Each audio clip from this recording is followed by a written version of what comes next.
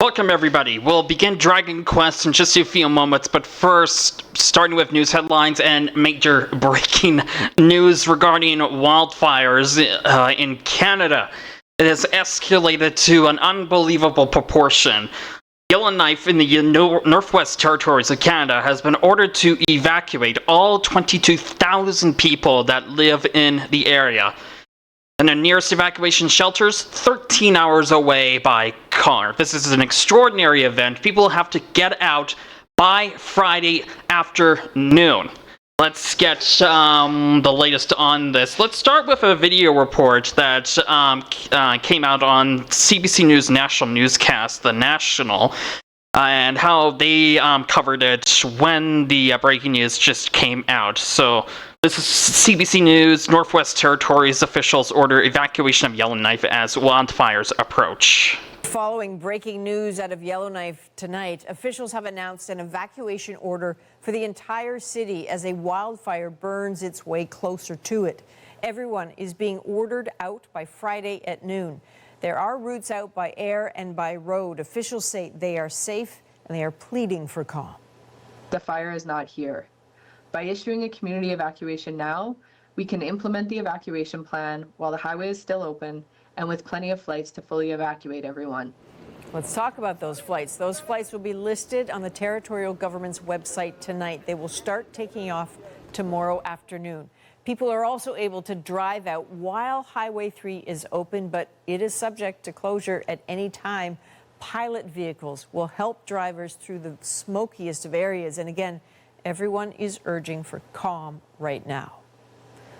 Let's go to Yellowknife because Juanita Taylor is there right now. Juanita, so much has changed there very quickly after days of watching this fire just inch closer. Adrian, it has changed so quickly, unbelievably quickly over the last few days. Now, we just got the emergency alert on our cell phones. We just got that not too long ago. It's gone out now. And as we just mentioned, things have been changing very quickly here, but we want to stress that the fire is not here yet.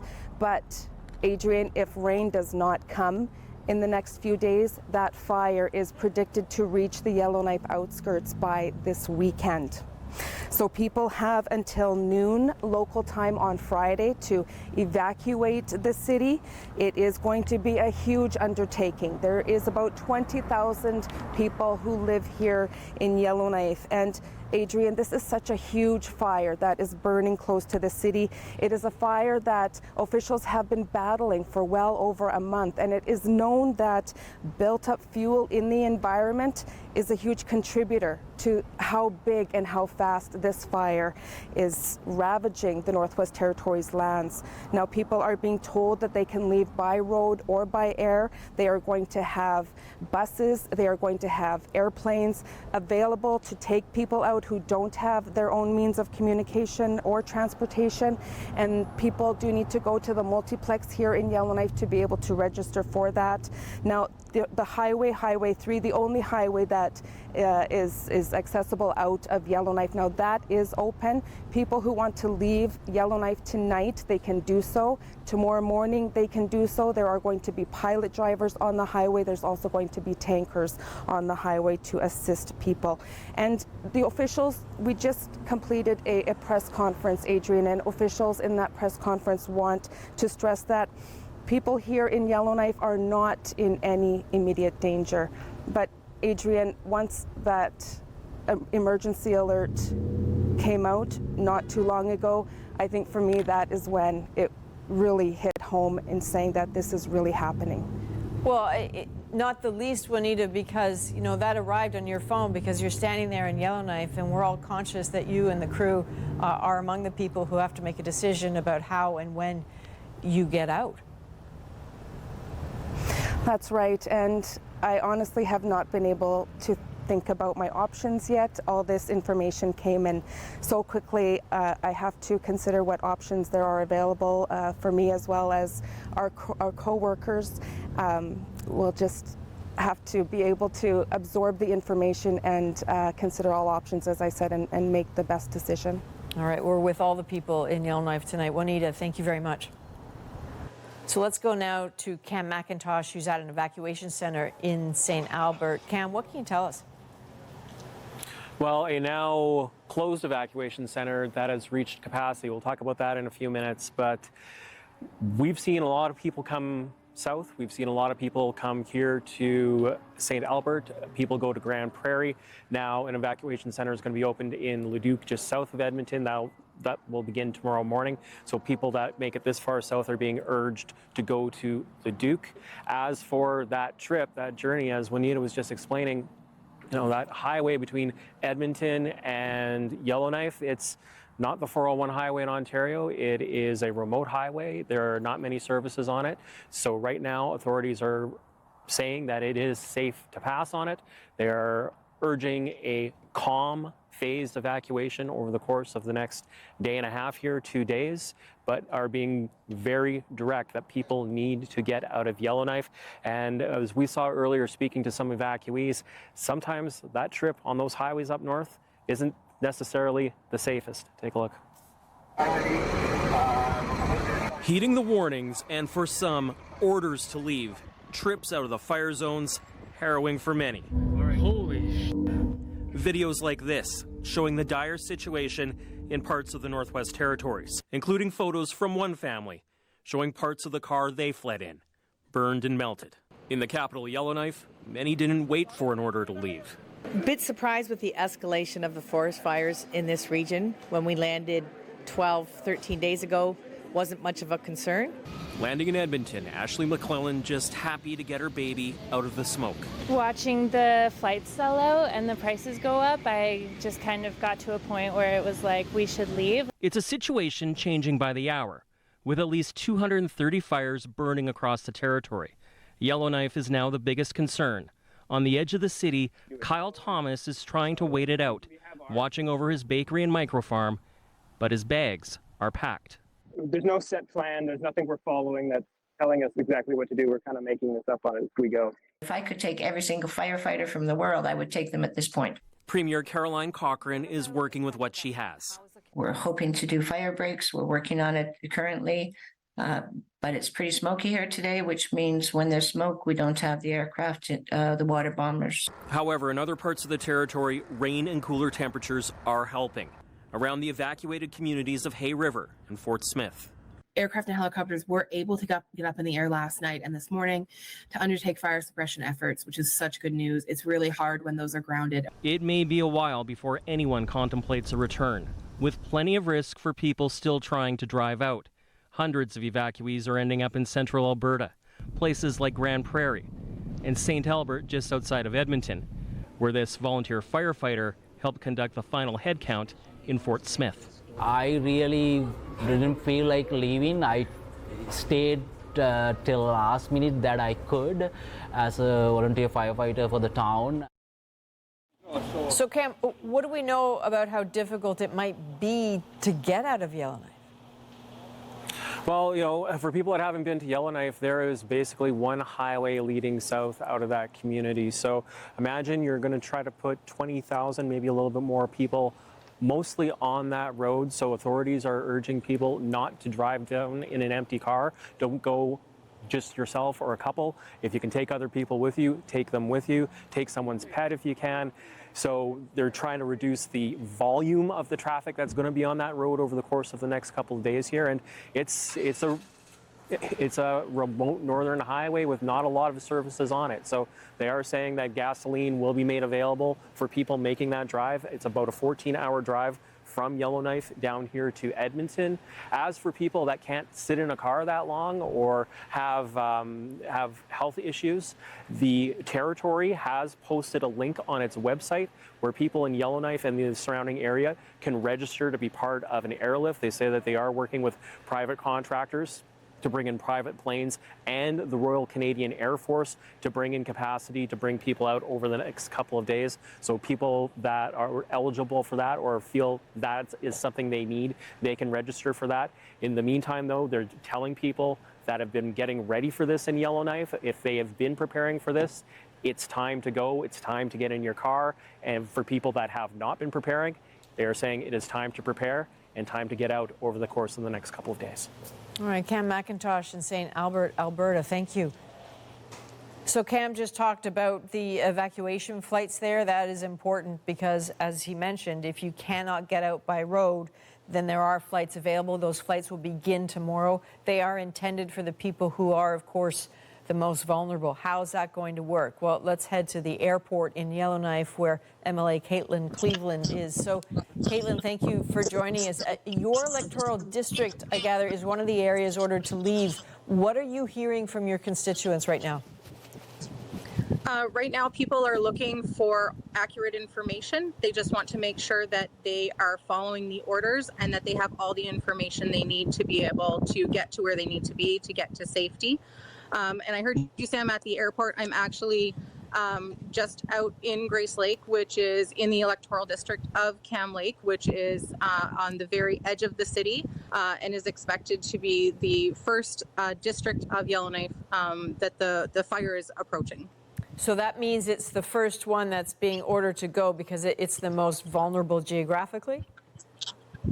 Yeah, so the recommendation is to leave this area this evening for everybody that is living in both the Cam Lake Business District, Grace Lake area, as well as the Angle area.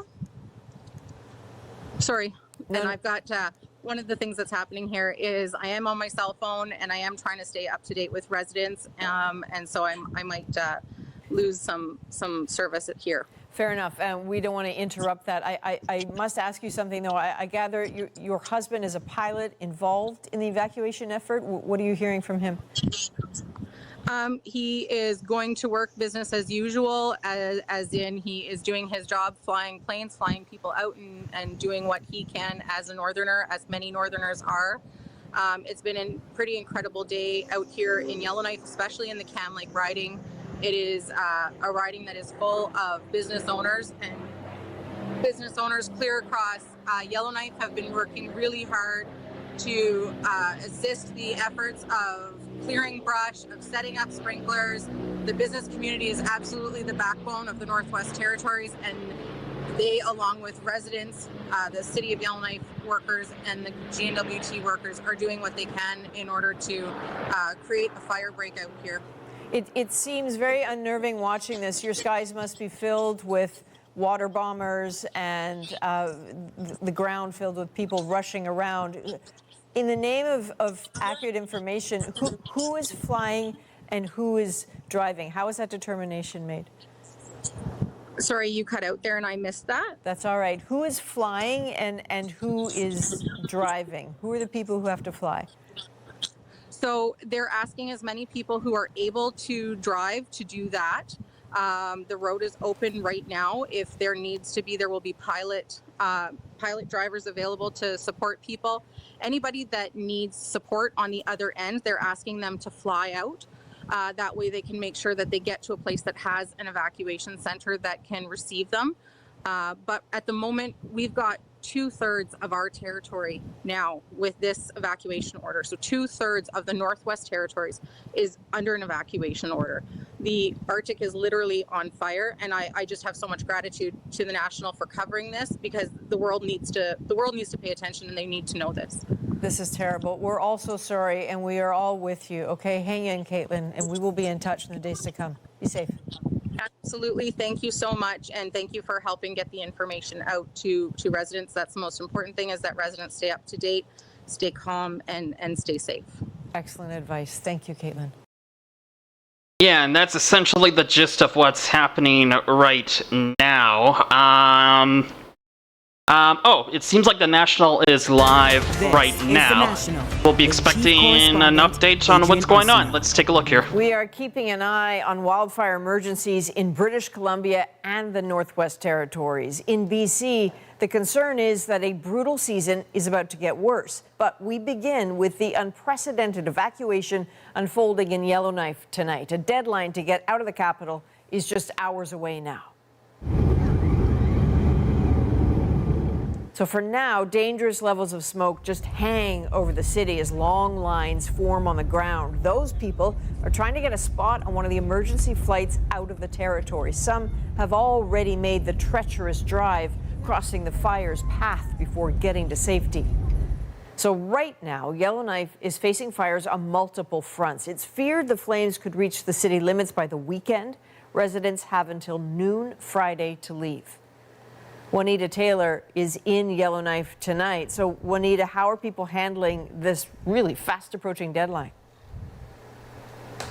Well, Adrian, I have been living here in Yellowknife for 14 years, and I can tell you I have never seen the city of Yellowknife this quiet before. I don't know if you can see behind me, but there's only a few vehicles on the road when normally at this time of day it would be a very busy time in Yellowknife. And you can tell just, with the direction of the smoke right now, it has turned the smoke, or sorry, the direction of the wind has turned the smoke the other way. So we are getting a bit of reprieve from the wildfire smoke at this moment, but people seem to be listening to the evacuation order.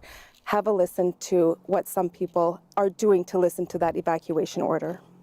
Thousands lined up for hours, all of them hoping to get a seat on an emergency evacuation flight to Calgary. Neither of us have a car, so driving out wasn't an option. So yeah, we got here at about 9 a.m. We came here at around 9:50. It's cold too. Those with mobility and health issues, including the unhoused, were moved up in line. I know that it's chaotic and everyone's really worried and stuff, but I am really grateful for everyone who's doing everything. But others turned away after all 5 flights filled up. They're being told to come back Friday morning. Others went right to the airport, willing to do and pay whatever it takes. I'm heading out to Edmonton. Very, very difficult. And it's very expensive, but it's worth it. A one-way ticket on a commercial flight cost her $1,000. Oh my God. I'm exhausted. Well, I think most people are, because it's been terribly Give her worrisome. money back, Jesus. And you can't sleep. And the big thing is, what do I take with me? The federal transport minister says he's been assured that Air Canada is capping prices for flights out of Yellowknife. WestJet says it's also adjusting fares. But some say they are not evacuating. Right now I'm just staying at home, waiting it out. If things get worse, I'm just going to hop on my boat and get out on the lake. Something Mayor Rebecca Alty does not want to hear. When we issued the evacuation order yesterday was recognizing that the fire wasn't here yet. And so to be able to do the evacuation now was important, and the highway was still open. Even before that long trip to safety, exhaustion is setting in for some. When I'm packing, I'm focused, but when I have a minute to stop and somebody asks me how I'm doing, I'm like this. So. And for many, the way out is by that highway, the only one out of Yellowknife, with fires burning on both sides of it. Officials say it is a critical route to safety, and they're determined to keep it open. Crews continue to douse the fire from the air. A sprinkler system and fire breaks have been set up around Yellowknife, with crews from across Canada now helping fight the flames. Coming here from Quebec, we flew across North Saskatchewan, and it was awful. It was black everywhere. It looks like another planet. And Juanita, I gather the federal government held an emergency meeting about evacuation efforts. Well, Adrian, they vowed to send in more planes or bigger planes to get more people out, especially if the fires make traveling by road impossible. Now, the territory itself says there are currently 21 evacuation flights with nearly 2,000 seats available scheduled for Friday. And Adrian, they said that if more is needed, they will bring in more flights, evacuation flights, on Saturday. All right, Juanita, thank you. Please be careful. Thank you. Dark Wolf 78. There is just that one Dark road Wolf 78. Highway 3. From Wait. there, it's a journey of Dark more than Wolf 7 78. hours before reaching the first Caps lock. potential evacuation site Dark Wolf in high-level 78. Alberta.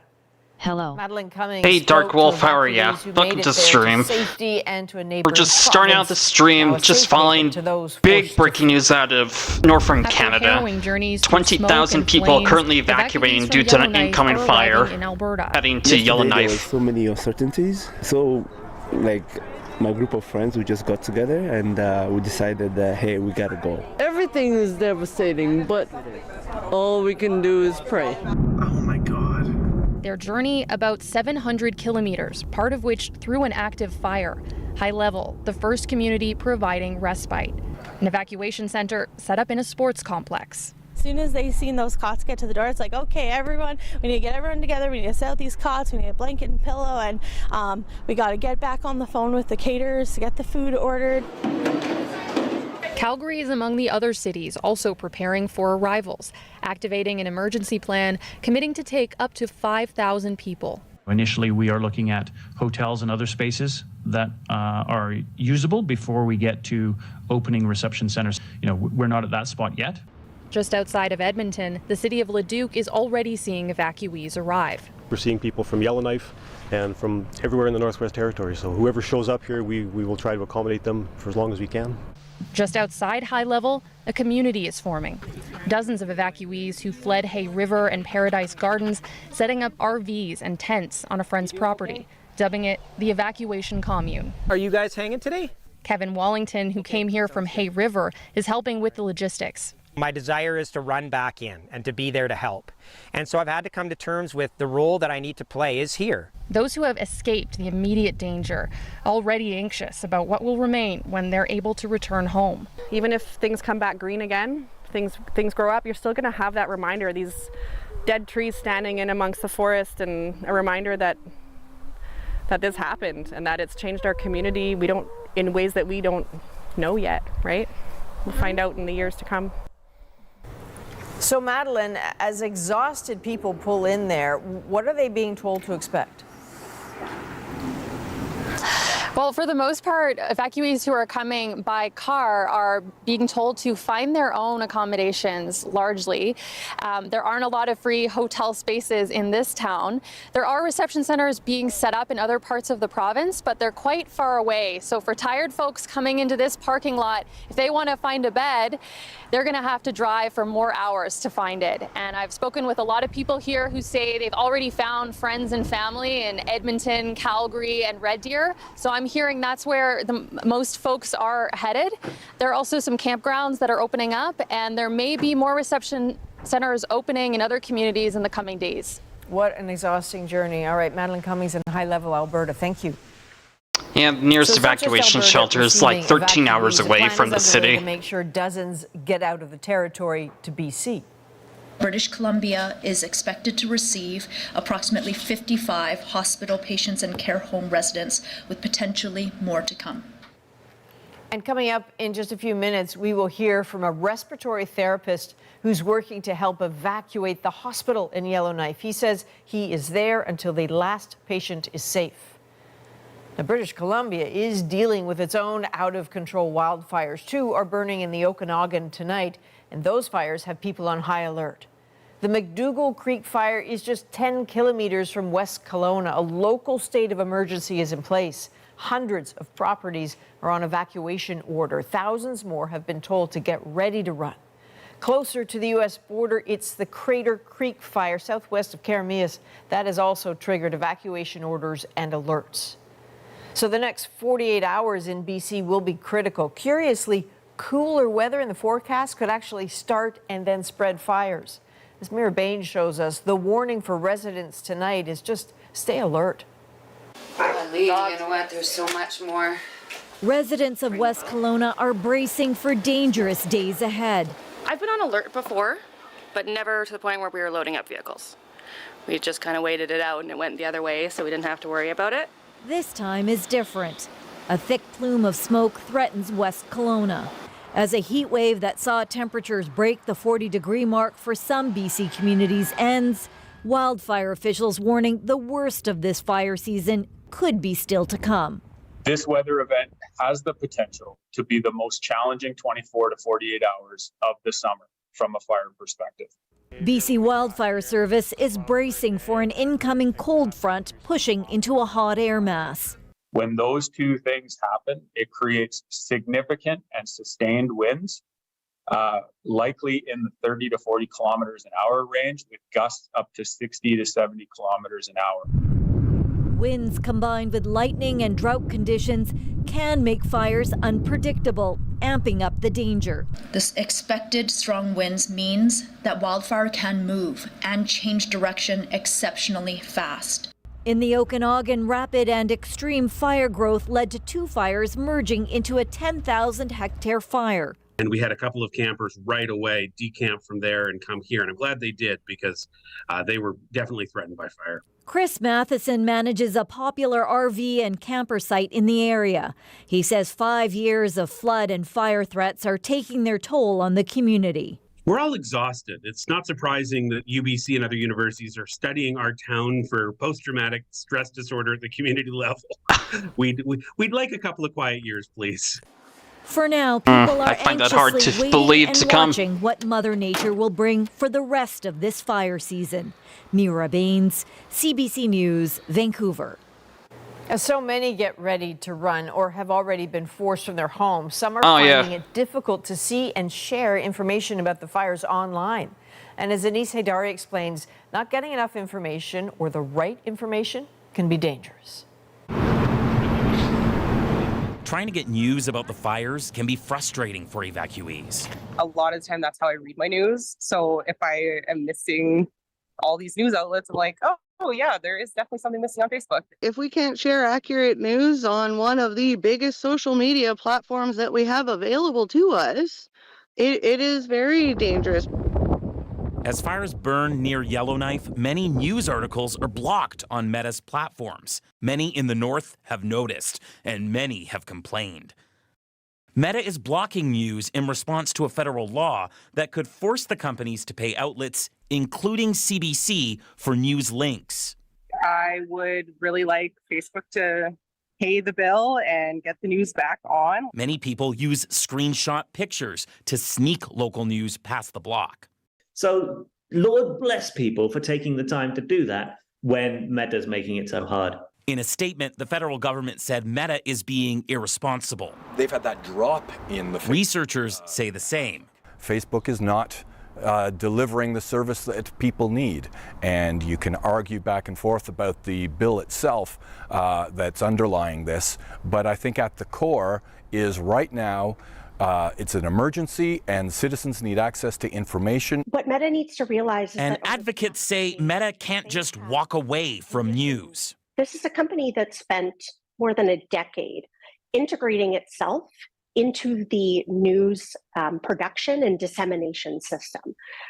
Like it or not, they're a part of how news is shared across the globe, including in Canada. Meta has said Canadians can access news outlets directly by downloading mobile news apps or going to websites. But when asked if it would unblock news because of the extreme situation in the Northwest Territories, the company didn't answer. Anise Haidari, CBC News. How pathetic. Calgary. Now let's go to the aftermath of the deadly wildfires in Hawaii and the grueling search through the ashes on Maui. At least 111 people are now confirmed dead, but more than half of the disaster zone still needs to be searched, and more than 1,000 people are still unaccounted for. As Lindsay Duncombe shows us, it's all taking a toll on those looking for the missing. Let's do this one too. This was related to coverage I've been doing for the past few days. Lieutenant Nick Crow has a moment to himself. He's haunted by what he's been through. Just thinking about, what were the last 5 minutes of their lives like? Just the incredible, the winds, the heat, the fire, the flames, people running all vehicles going all over. I mean, there's vehicles, crashing into each other. After that wall of fire fueled by hurricane force winds ripped through Lahaina last week, Crow was among the first officers searching for survivors, finding bodies. It's the smell he remembers. You have plastics, you have metals burning, construction material, and human remains. And all that smells mixed in together is something I've never smelled before. And I will never forget that smell. The search continues as victims are identified. This teenager found by his father in rubble. And what we saw was where he always slept. What he had seen was not just a body, but the body of a 15-year-old kid who had way more life ahead of him. The message from the police chief, be patient. Finding everyone, identifying everyone will take time. We have to be respectful because we got one chance to do this. We got one chance to do this right. Crow is barely sleeping, but can't imagine taking a day off. He works with his union and worries about cancer risk and the toll on officers' mental health. You know, I can imagine, you know, there's going to be a lot of long-term effects from this, you know, PTSD and stuff for families, you know, involved and the officers. The work to stay healthy, to process pain, is just beginning, even as the horror of the immediate need continues. Lindsay Duncombe, CBC News, near Lahaina. Authorities in the U.S. are investigating threats connected to the Yeah, so it's an ongoing situation that has repercussions for many people across the country right now. In my area, I've been pretty lucky considering I had to evacuate a couple of years ago because a fire was approaching my town. That fire never got here because it never crossed a river, but it was literally a mile away. So thankfully for that. Unfortunately, we do not know how this fire will impact Yellowknife. They say it's been slowing down a little bit, which is good, but we're still left in the dark what's going to be happening to all of these communities across Canada. But I will keep you apprised on what's going on. For now, let's get to our usual news headlines, starting off with AP News Minute. This is AP News Minute. Hawaii's governors promising to protect local landowners from opportunistic buyers when Maui rebuilds from the deadly wildfires this month that incinerated the historic community of Lahaina. More than 100 people were killed. In Canada, residents in the Northwest Territories are fleeing from an approaching wildfire with convoys of cars and air evacuations. 20,000 residents are at risk.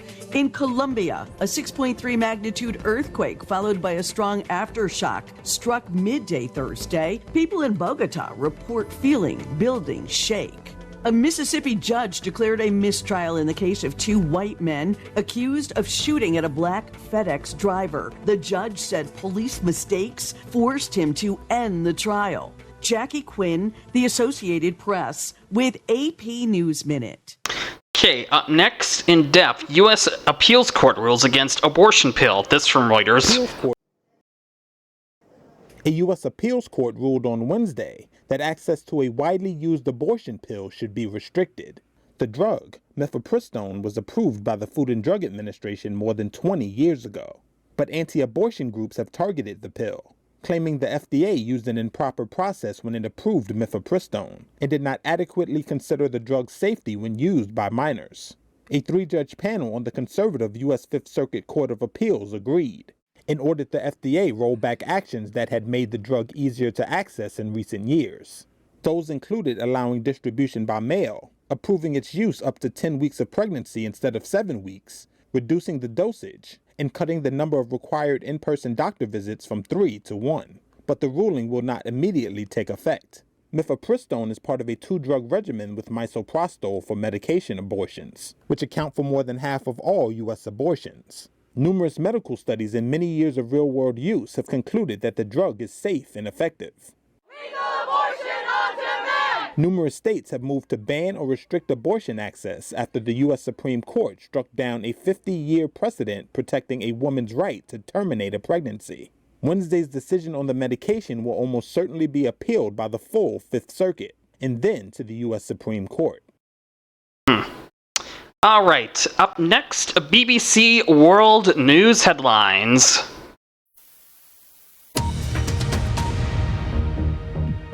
This is BBC News, the headlines. Tributes are being paid to the TV chat show legend Sir Michael Parkinson, who has died aged 88. Hundreds are arrested in an East Pakistan city after thousands of Muslims burned churches and vandalised homes. Saudi Arabia's Crown Prince Mohammed bin Salman is invited to the UK, that is according to a government source. At the moment that thousands of students have been waiting for, end-of-school examination grades are announced in England, Wales and Northern Ireland.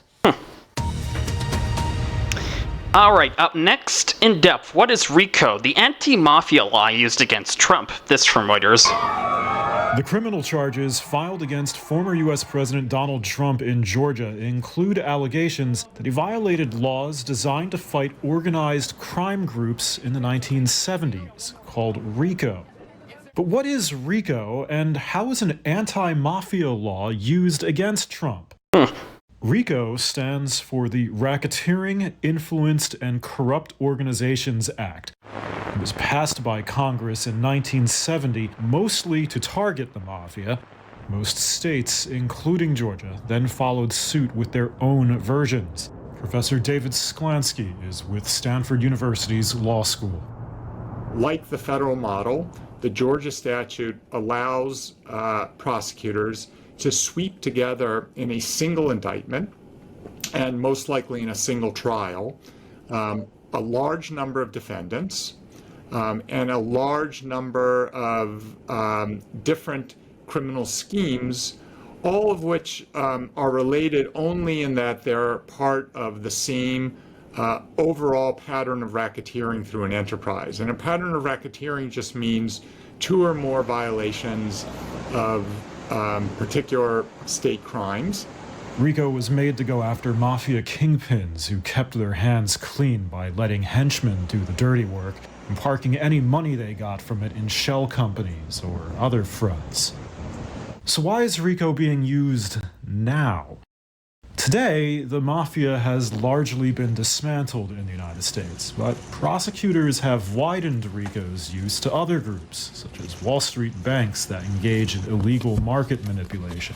The Fulton County District Attorney prosecuting Trump is herself no stranger to the statute. To date, this office has indicted, since I've been sitting as a district attorney, over 12,000 cases. This is the 11th RICO indictment. The district attorney who brought this case, Fannie Willis, previously prosecuted a number of educators in the Atlanta area for a conspiracy to cheat on standardized tests. And that was a RICO indictment, a Georgia RICO indictment. It charged 35 different defendants. It is cumbersome. It does create lots of complications, but it's been done before, and it's been done before by this district attorney. We love you, Donald! As it pertains to Trump and the 18 associates charged with him, prosecutors wouldn't necessarily need to prove that he personally broke the law. They'll try to prove that he knowingly coordinated with others who did. The indictment alleges a conspiracy by Trump and his allies to subvert the results of the 2020 election in Georgia through a combination of pressure on state officials and attempts to illegally access election equipment. Trump denies wrongdoing and maintains that the charges are politically motivated. All right, up next, Showbiz Minute from the Associated Press. Just let me increase the quality. I can hardly read this. Okay, here. Jerry Moss, a music industry giant who co-founded A&M Records with Herb Alpert, has died at 88. Moss had success with hits by Alpert, The Police, The Carpenters, and worked with Janet Jackson, Soundgarden, and Cat Stevens. Britney Spears' husband, Sam Ashcarley, has filed for divorce from the superstar 14 months after they were married, a source has told AP. Spears wed Ashikari at her California home in June 2022 after the end of the court conservatorship that controlled her life for more than 13 years. Sean and Leanne Tuhoy, the couple who are the conservators for former NFL player Michael O'Hare, said they want their conservatorship to end. O'Hare has accused the Tories of having him sign papers making them his conservators rather than his adoptive parents nearly 2 decades ago. That is Showbiz Minute from the Associated Press. Up next on this day, August 17th, 2009. This from the Associated Press.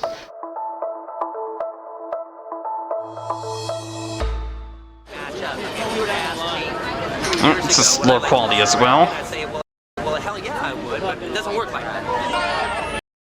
Director Quentin Tarantino brought his ultraviolet World War II epic, Inglourious Bastards, to New York. It follows a band of soldiers who hunt Nazis.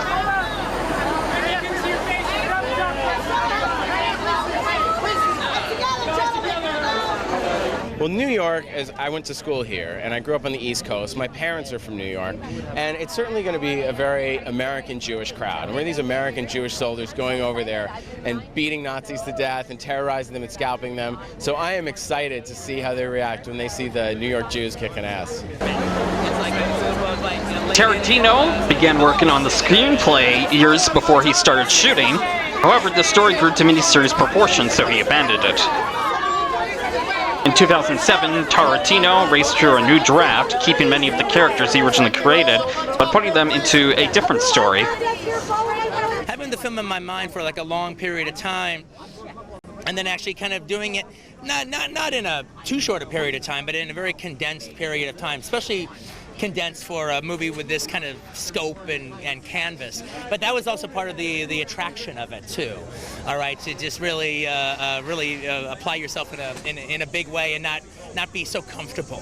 You know, just dig deep. The film was nominated for 6 BAFTAs and 8 Academy Awards, with Christopher Waltz winning Best Supporting Actor at both. And that is on this day.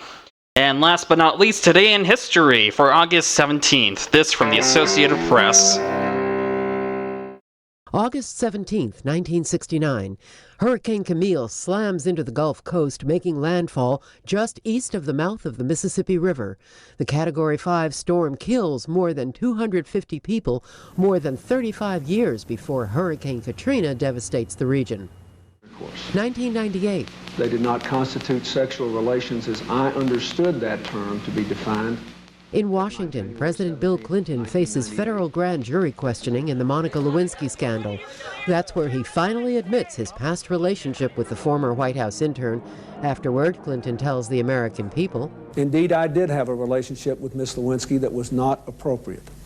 In fact, it was wrong. It constituted a critical lapse in judgment and a personal failure on my part, for which I am solely and completely responsible. 1896. There are strange things done in the midnight sun by the men that toil for gold. Prospectors find gold in Canada's Yukon Territory, a discovery that touches off the Klondike Gold Rush in the following year. 1807. Robert Fulton's steamboat begins its successful round trip up the Hudson River from New York City to Albany, New York. The voyage of the North River steamboat, popularly known as the Claremont, revolutionizes American transportation in the 19th century. 1987. Rudolf Hess, the last member of Adolf Hitler's inner circle in Nazi Germany, dies of an apparent suicide at age 93.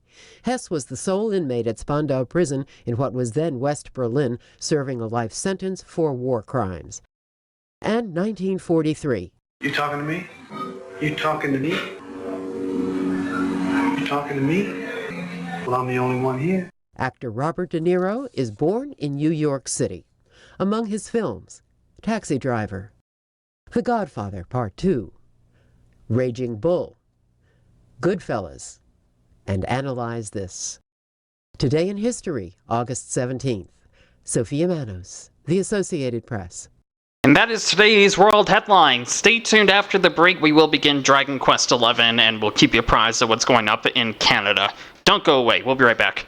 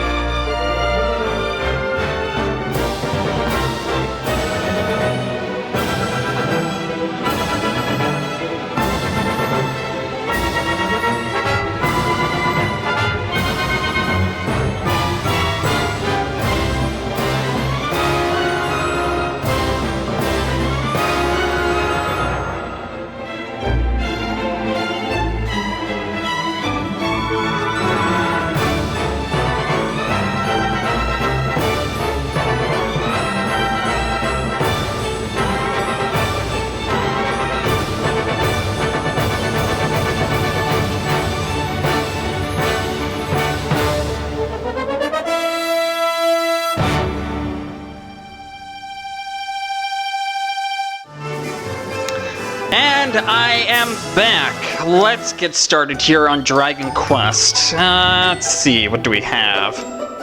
Honolulu. Okay, so what's happened so far? We've been dealing with some bosses. We completed a mod boss, which was Jade, Cinderella, and Wambolina. What else do we have? We completed a couple of bosses, regular bosses, but we still not quite ready yet for the Octagonia. It's proven to be a real challenge. So we'll get that underway.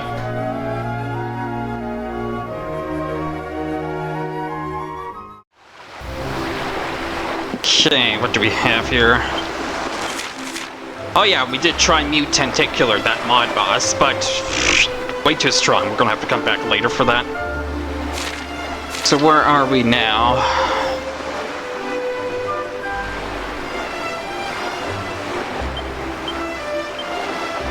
Let's see.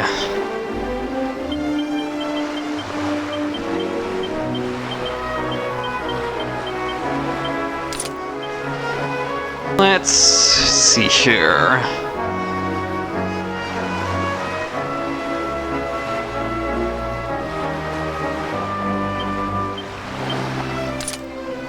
I want to try Octagonia again, considering that we have a new weapon now.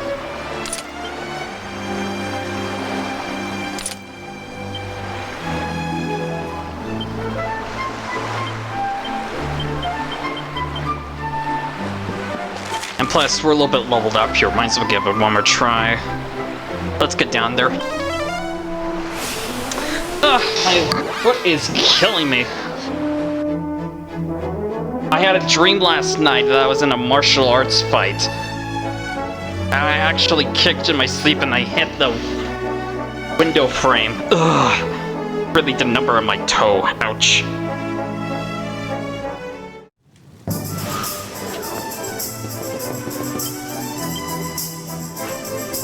Okay, let's see. 36 gold.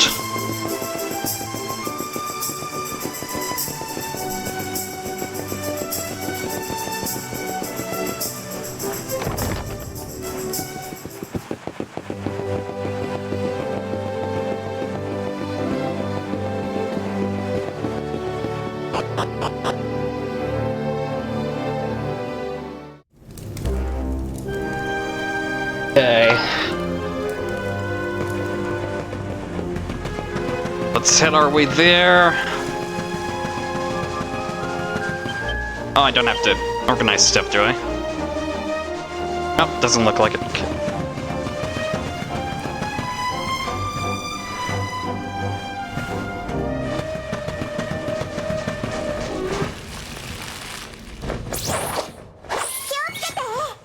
Yeah, let's get the... One moment.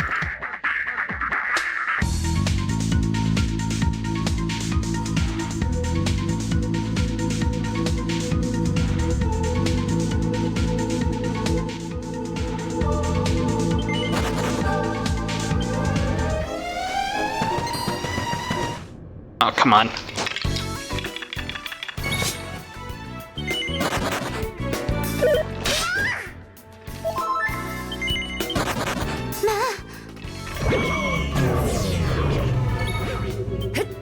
Oops.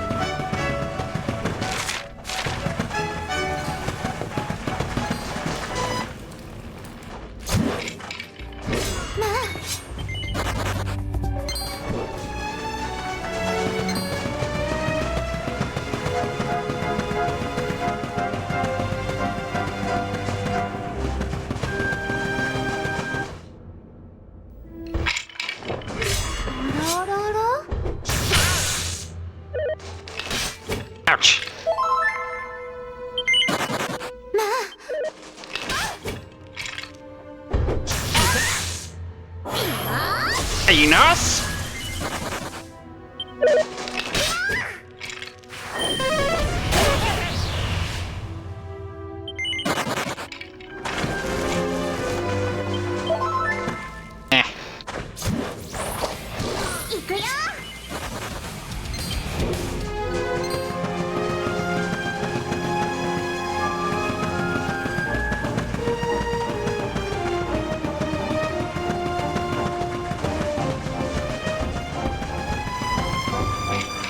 Alright, here we are. Let's see how much difference we can make here.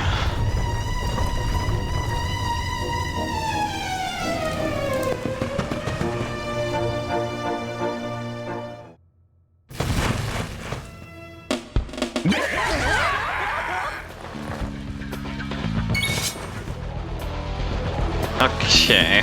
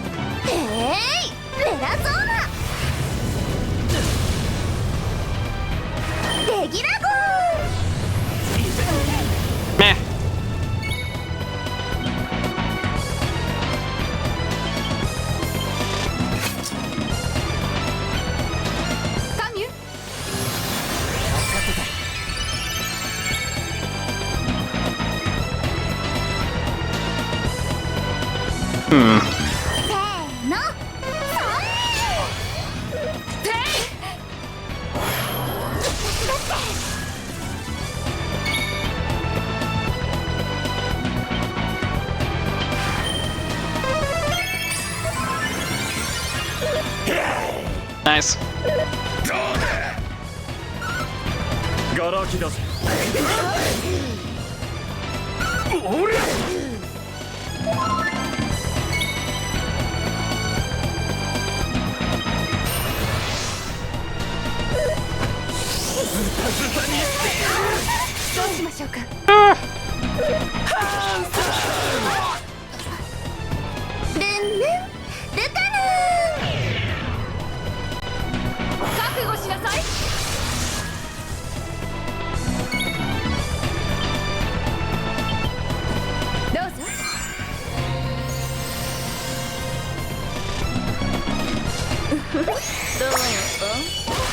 Oh, fuck.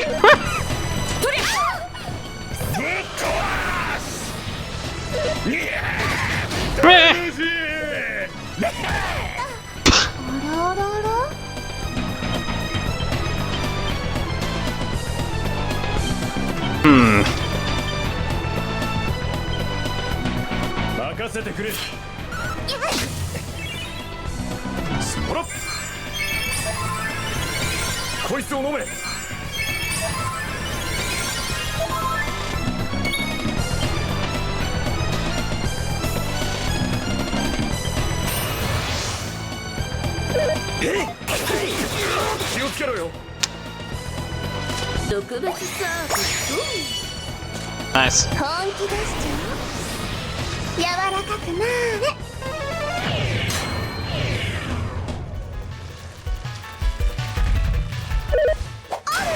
Nice.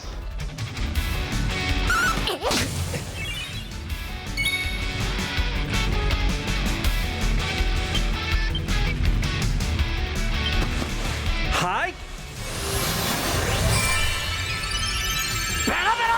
Whoa.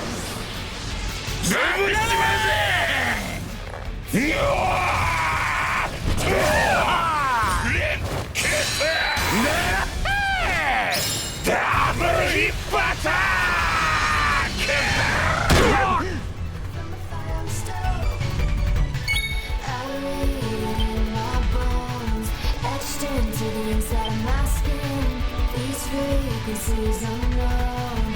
I feel it. Oh, you can get it only for a little bit if you fall in lane. Oh, I can take it. 俺が相手だ。こらこらだ。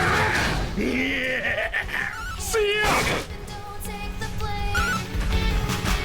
Wing blow.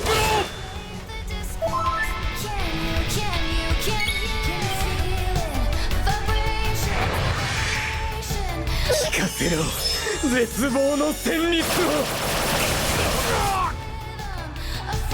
を踊れ死のダンスを踏ん張り時だ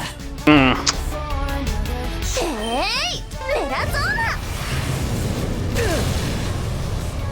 ナこれで決めるよあたいの剣よ燃え盛れ Wow. いやこいつでどうだ Nice. Nice. ぶち込むウィングブロ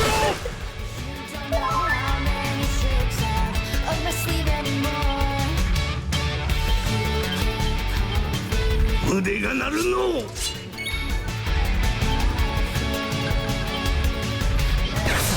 て行くか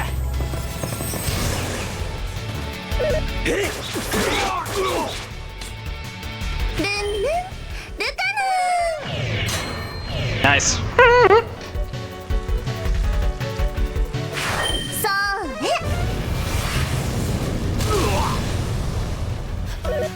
そう Wow.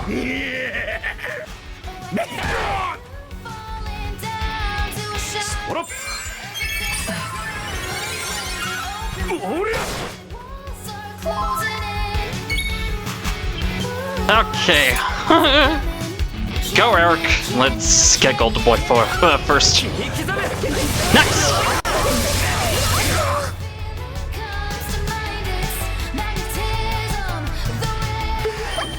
どう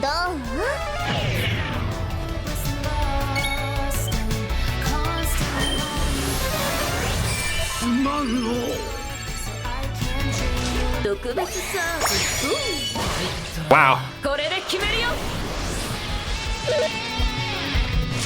て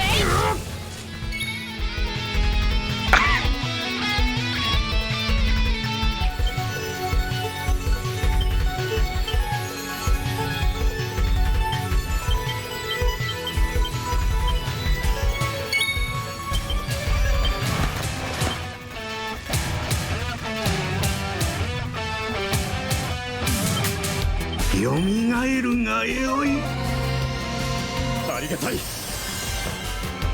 ぶっ壊すいや楽しいせやおりゃ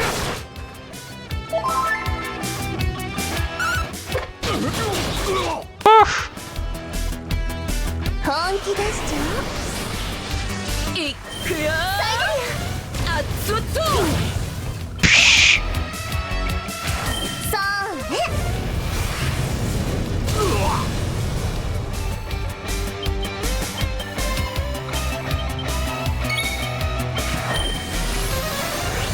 片付けない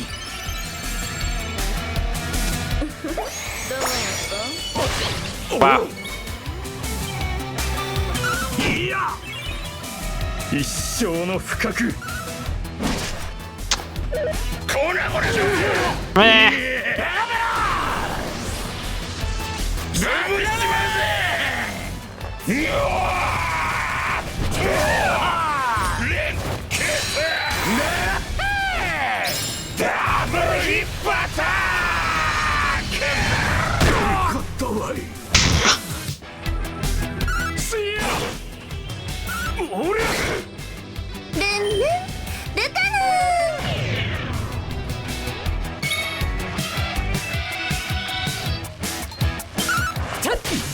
Nice. 特別サービスどうぞ Nice.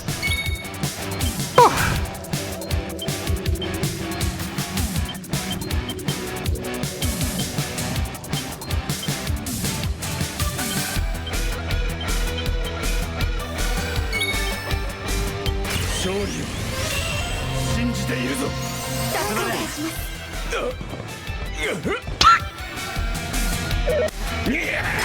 Nice. See ya.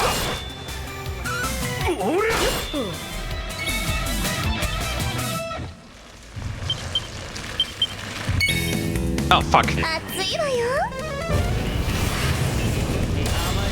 Nice. そうね。特別サービス。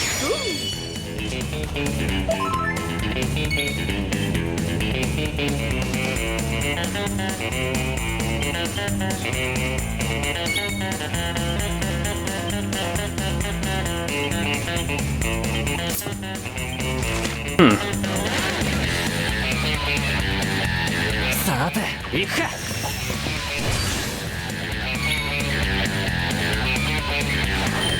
命よ、再び。どうだ。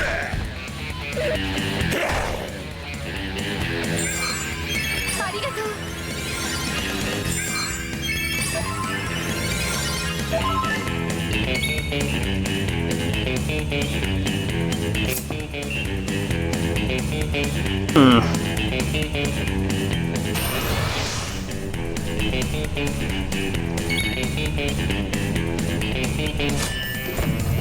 かかってきなさい。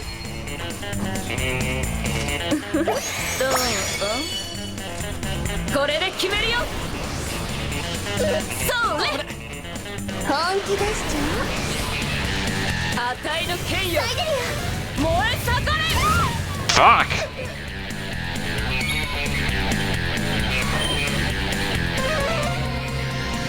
助かったわ。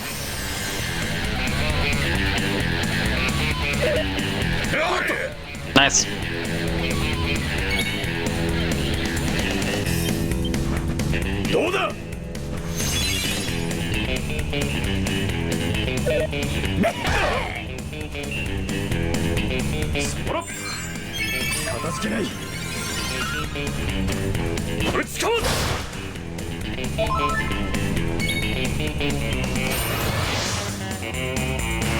そうね。熱いわよ。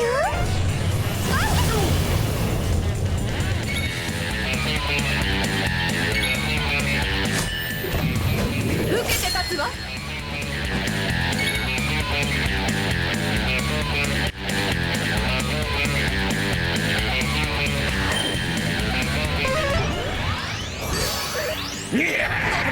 Nice.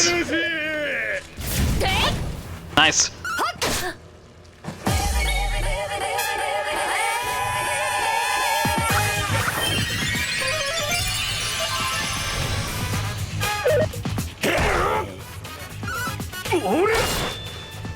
See ya.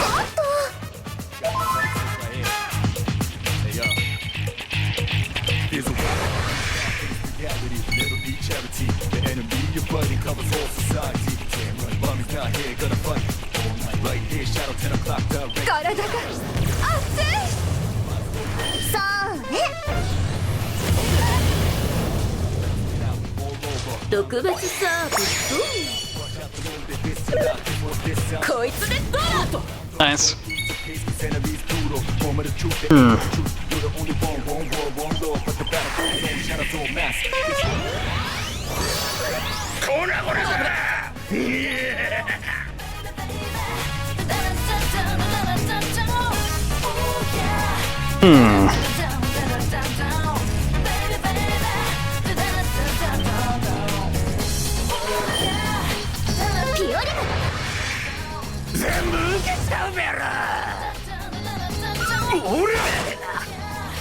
See ya!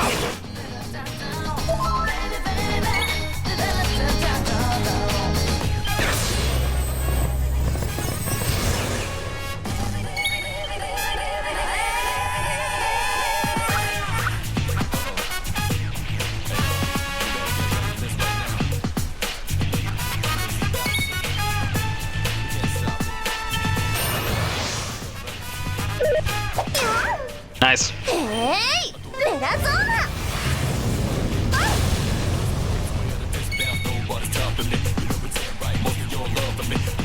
しの光よ。ありがとう。特別サービス。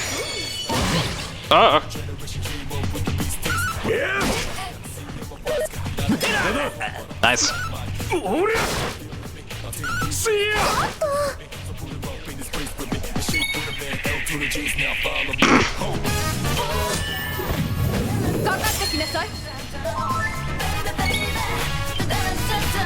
Big damage, come on.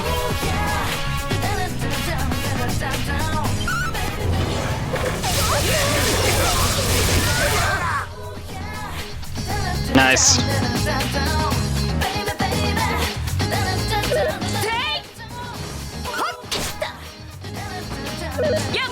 Nice.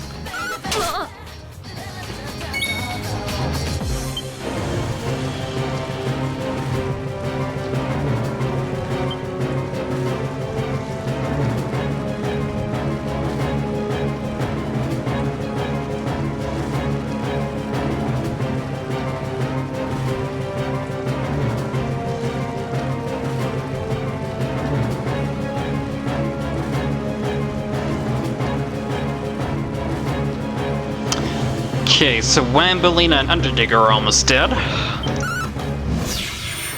聖なる風よ。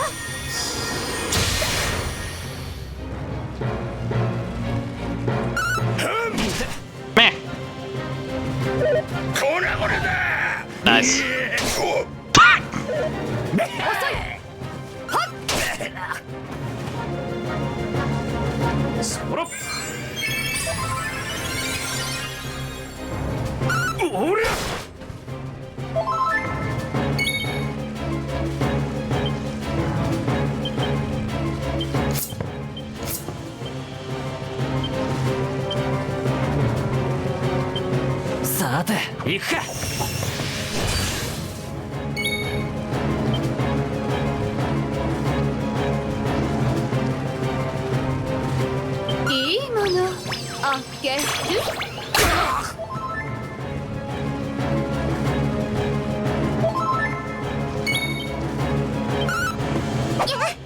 Meh. これで決めるよ。とりゃもっと。Nice.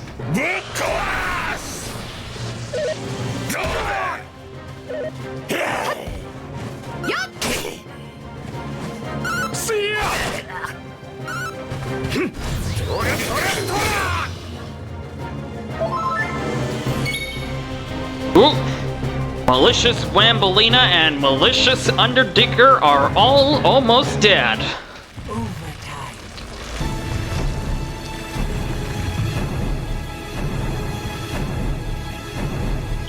I should probably defend for a sec though.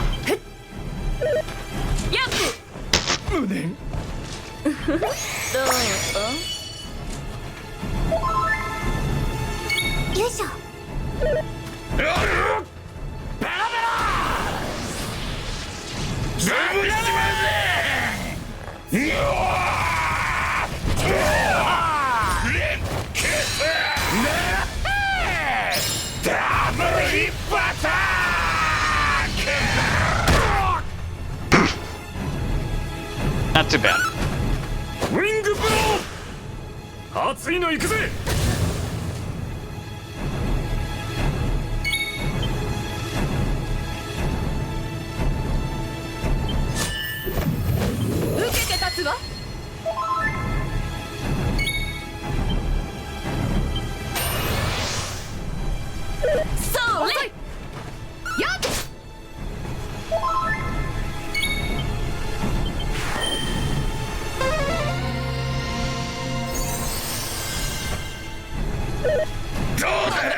Nice.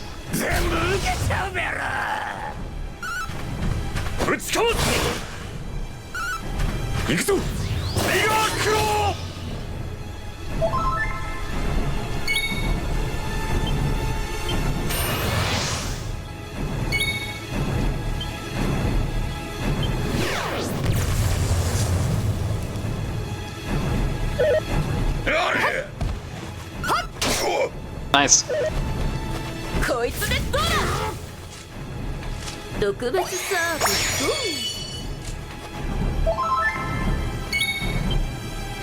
マルティナ様ありがと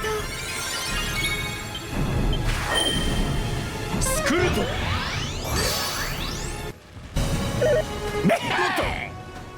せやおりゃ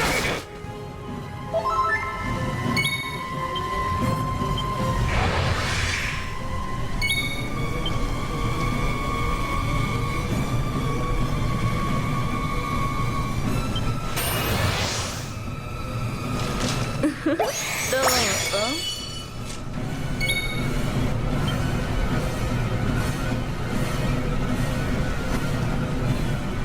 俺に任せろ。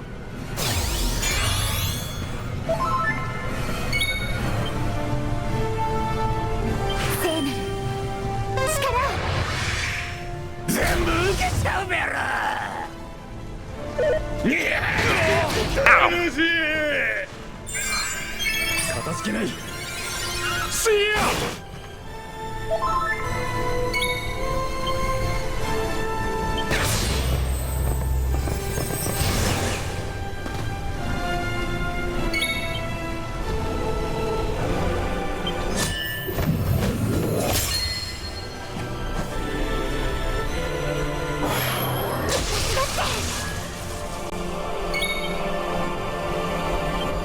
ここからですわ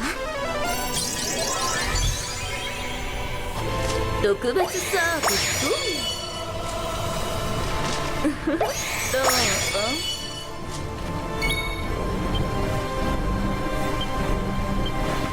どう？どうだ。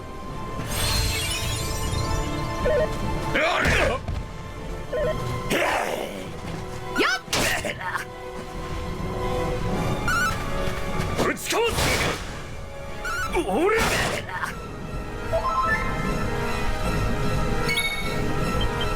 Orbit damage, come on.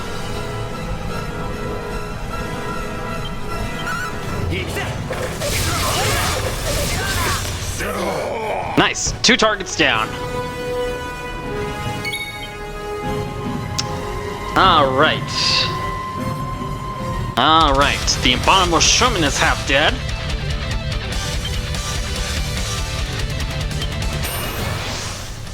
Ugh.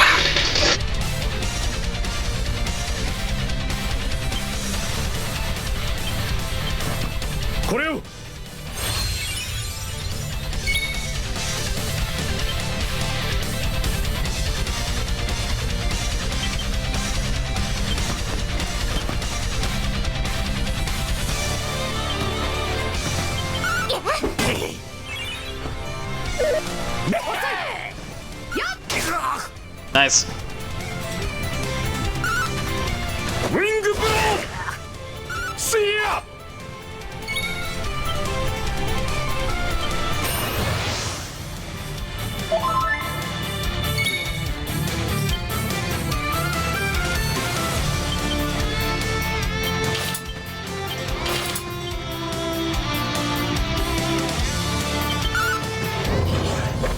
Nice. Nice.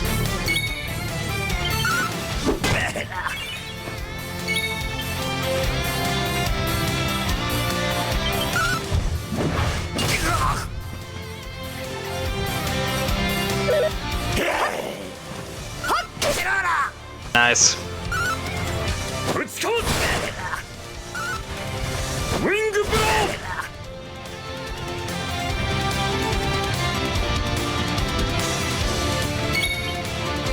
Malicious Abominable Showman is almost dead. Overtime.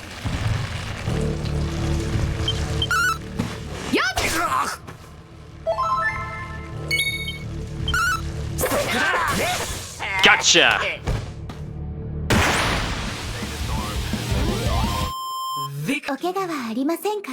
The monsters of MMA are defeated.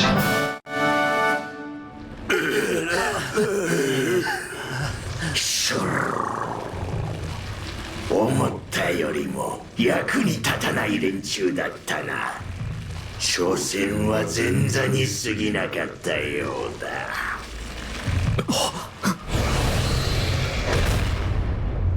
クラト貴様なぜ生きている邪神の力により我は復活したのだ以前よりもずっと強力になってな今の我ならば強さという欲にまみれた闘士どもの心を操って我がしもべに変えるなどたやすいことだがハンフリー貴様の心からはかような欲が消えて操れぬ勇者によって改心したかいまいましい本当なら貴様も支配して我の先兵とし闘士どもの暴力と恐怖によってこの町を支配してやるつもりだったのだがなそんなことは絶対に許さん奴を倒すぞ一緒にグロッタの町を守ってくれしゃほざくなハンフリー貴様ごとき雑魚など我の相手にならんわ勇者よ邪神から与えられし我の新たな力その身に刻み込むがいい生かしては返さん集中して Okay.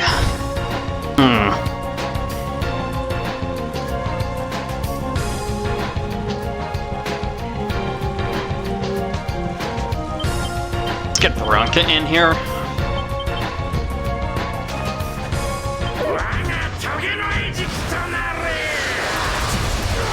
Wow.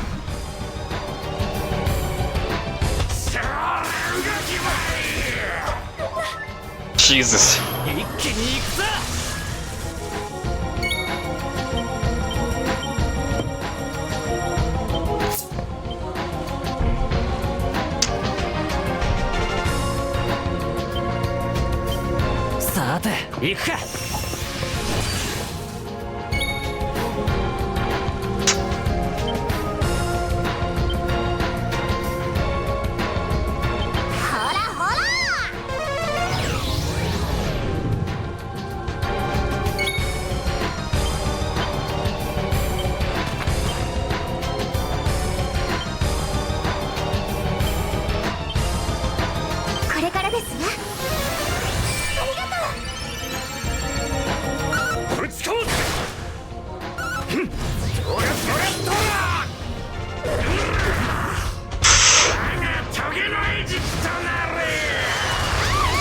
Wow.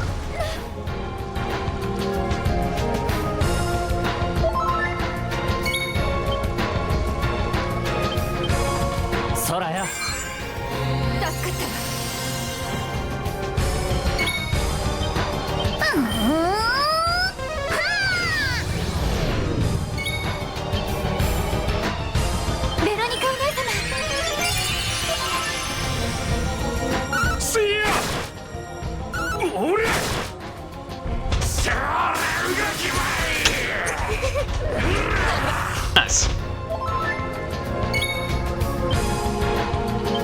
大地の力よ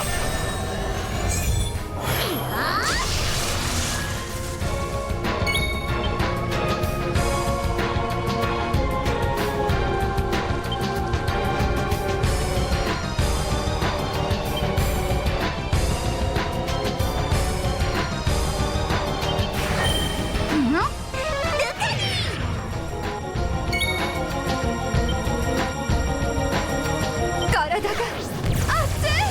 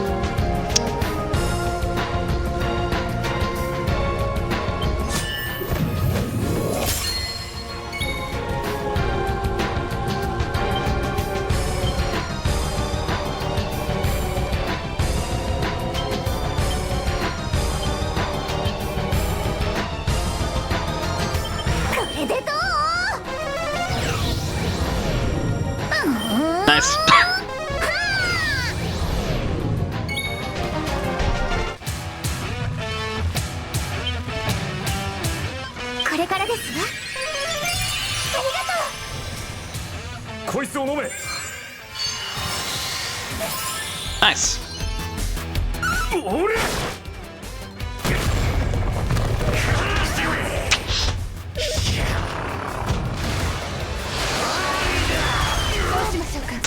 Let's feel the pressure stepping over the line. Give it an extra little bit of a special little flick of the wrist. It's getting 奥の手を見せてやるぜ your moves aren't quite in time. 'Cause you don't wanna wait until you're 6 feet under.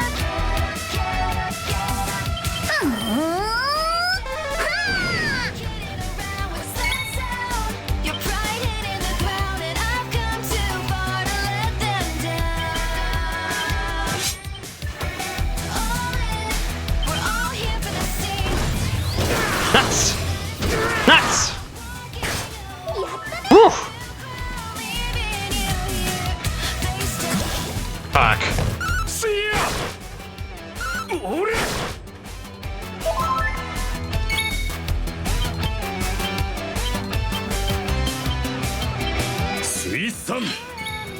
Of the ones who fell before us, make the ground that you fall on. So get set. It's not a race. It's all on, enough's the pace.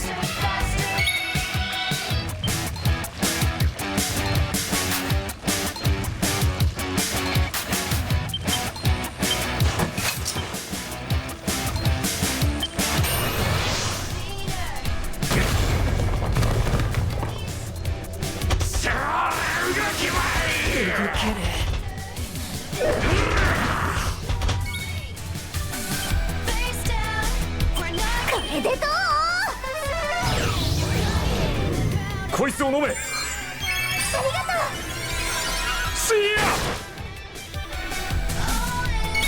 We're all here for the scene. That is gonna be me walking along. タイガークロ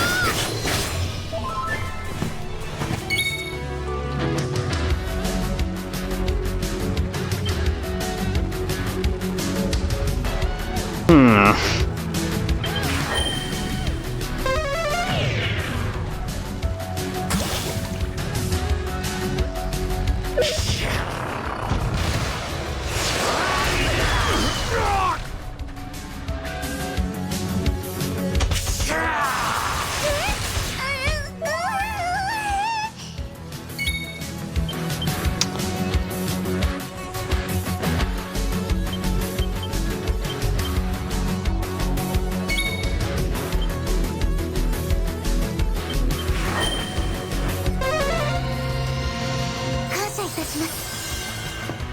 こいつを飲めそら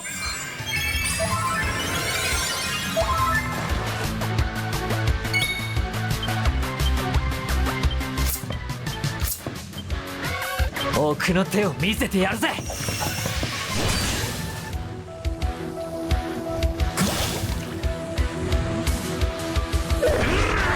Nice.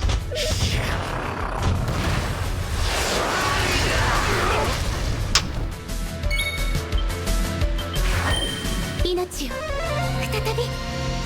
りがとう。セーニャありがとうございます。俺ウィングブローそら動きま Ow.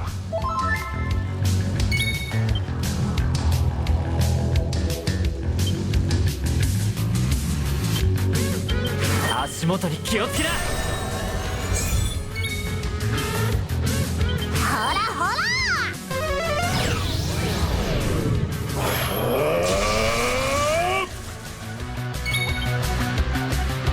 俺に任せろせいや俺我がトゲのエジプトなれ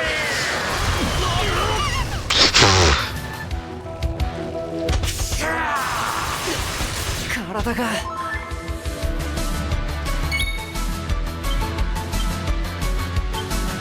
Half dead.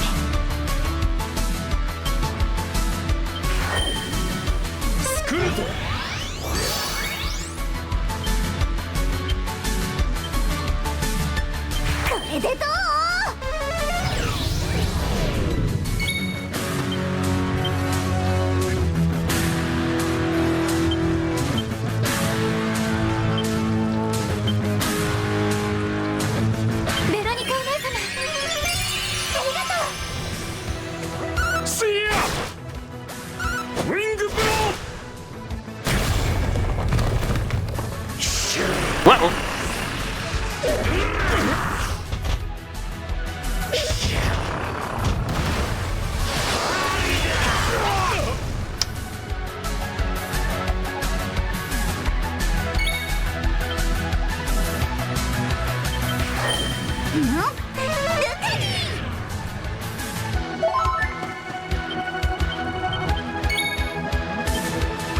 奥の手を見せてやるぜ。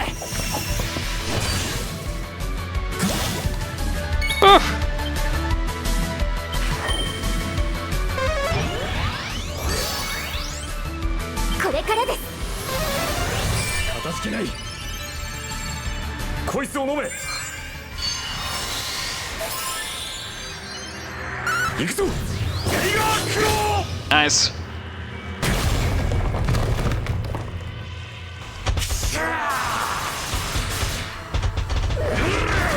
Nice.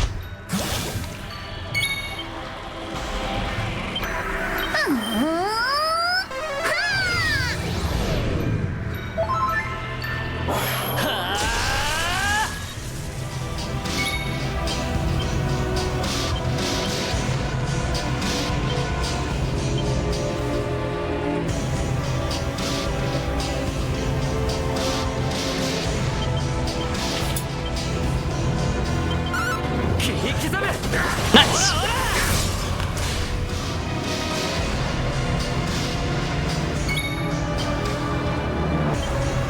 皆に守りを。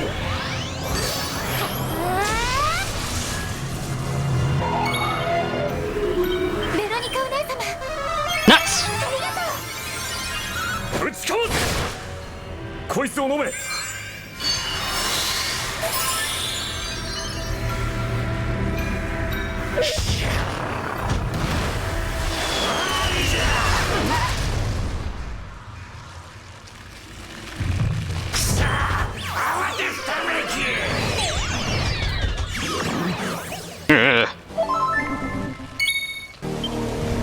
Ooh, malicious Aractagon is almost dead.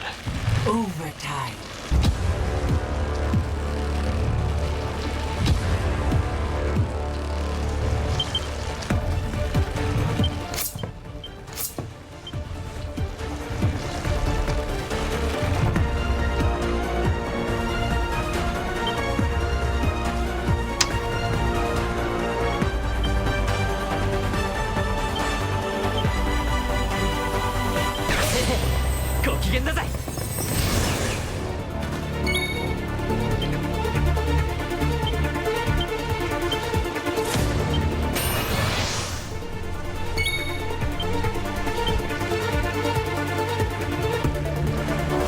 「我ら双剣の姉妹、今共に祈りを捧げる」。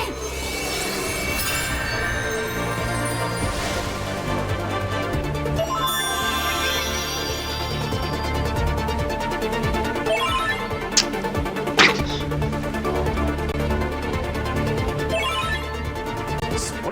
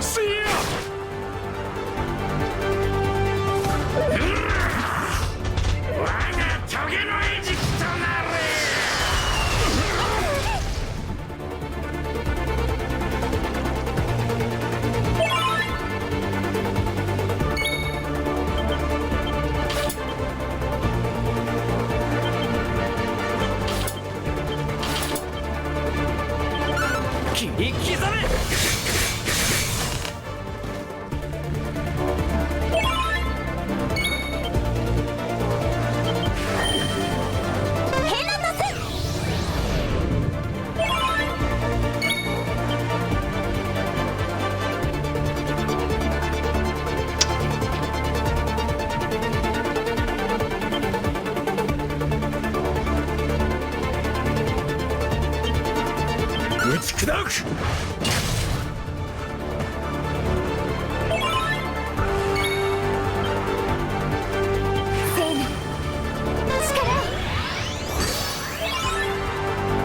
ウィングブロー。俺。さあ、慌てふためき。なんだこれは。Nice.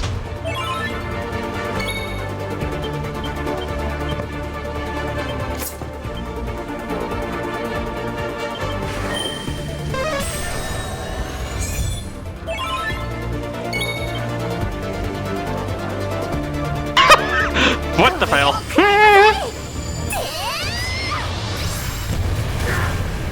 Wow. Still going. お任せください。一生の不覚。やったー。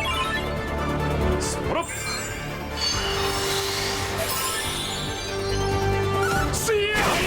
Gotcha! Again. Vince does it again. Malicious Directagon is defeated. 22,000 experience, 7,000 gold. Nice. Having defeated Directagon, Spyro leads the fighters back to Octagonia.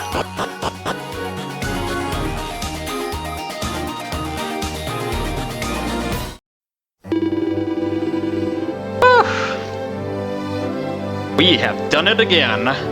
Give me a sec here. Just going to lower the time it takes to release loud audio. There we go.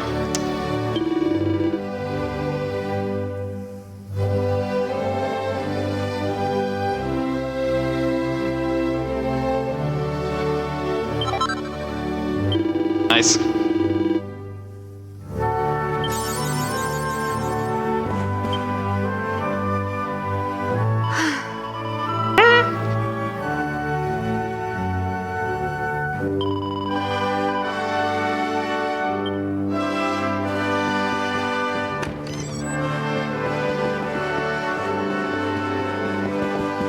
All right. Get our rewards.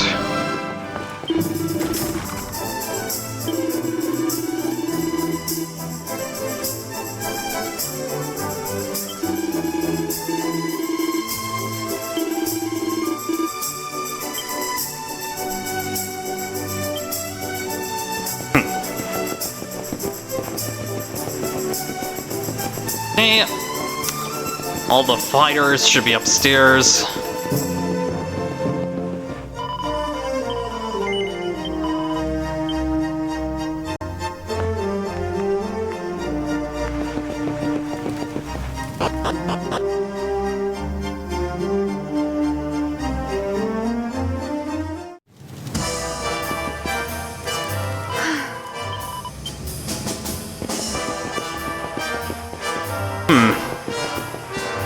Where could they be?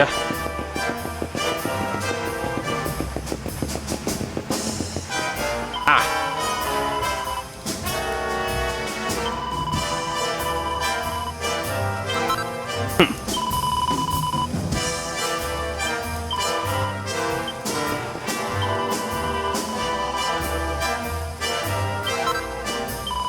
Nice.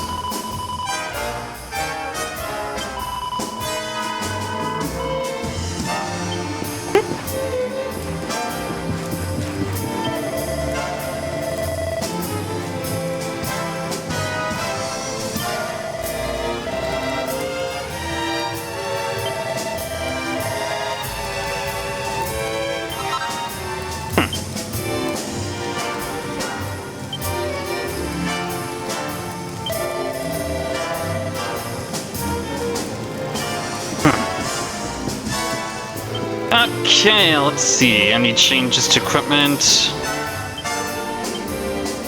The stellar suit?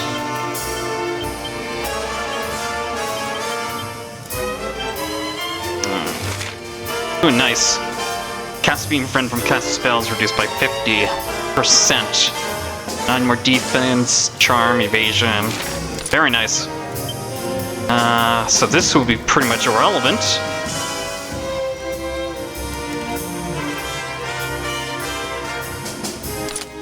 This on here. Oh, I better get everything put back on.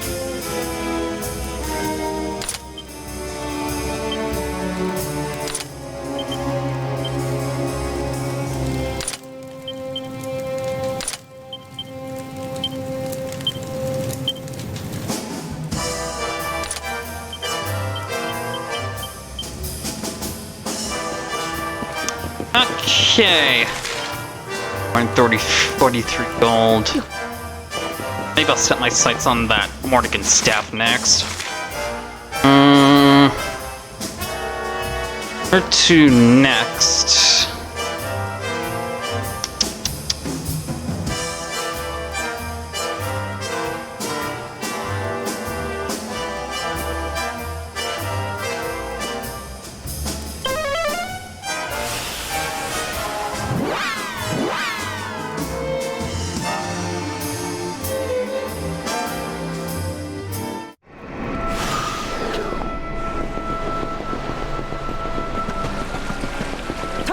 Might as well spend some time here.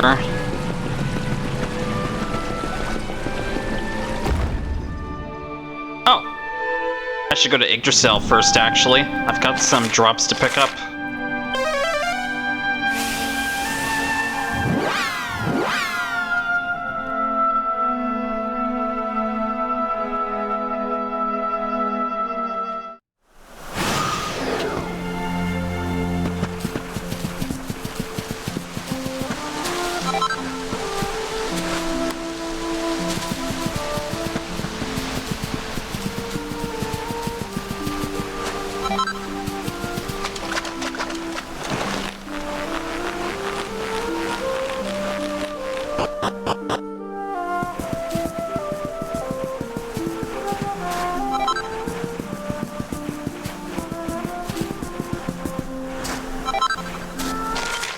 Okay, there should be an area down in the first forest as well. I think I can get some magic water around here.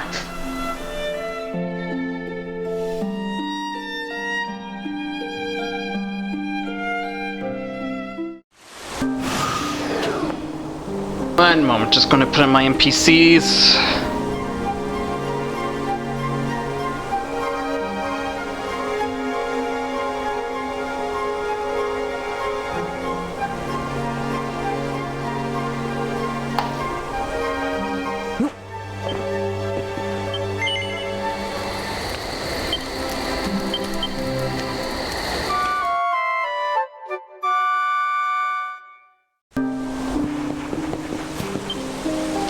Okay, where were those spots? Okay, downstairs.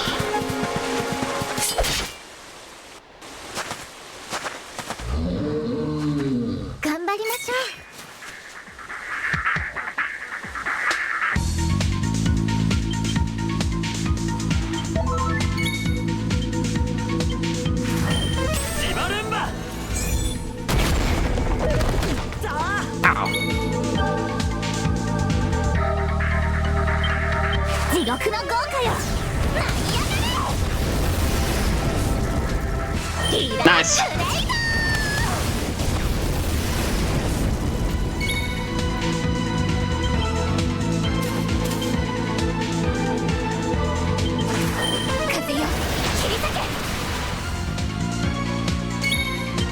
Oh, I went J. Oh well.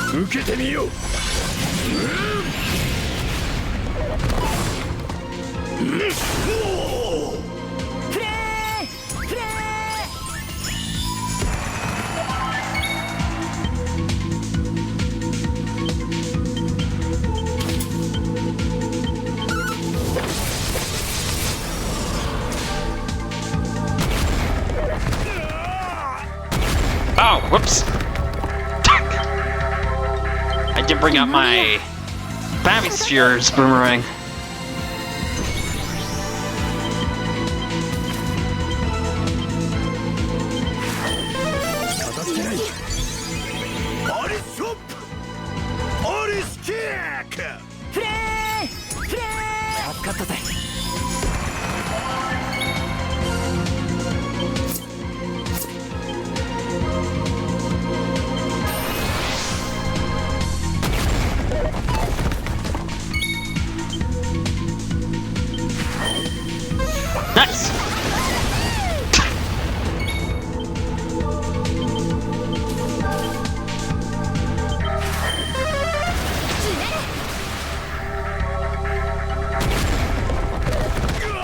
Fuck!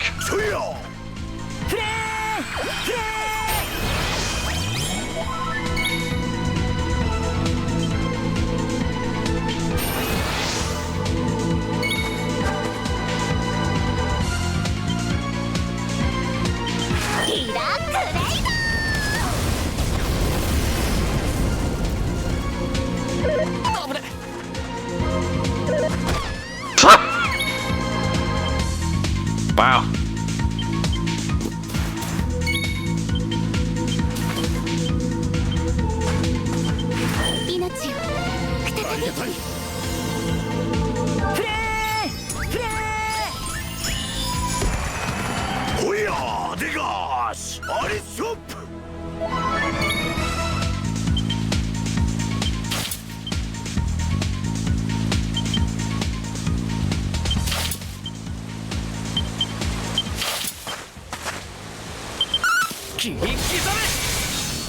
Nice.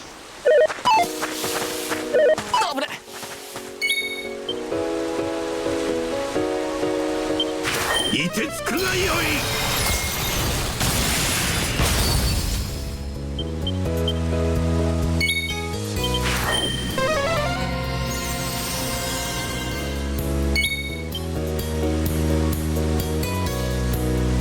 ここは通さぬ。ちょいよ。フレーフレーフレーフレ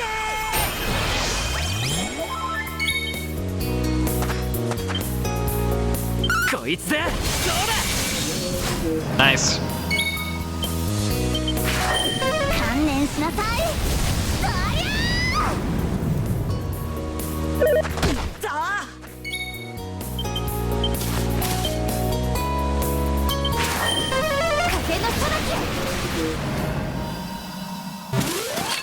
一丁上がり。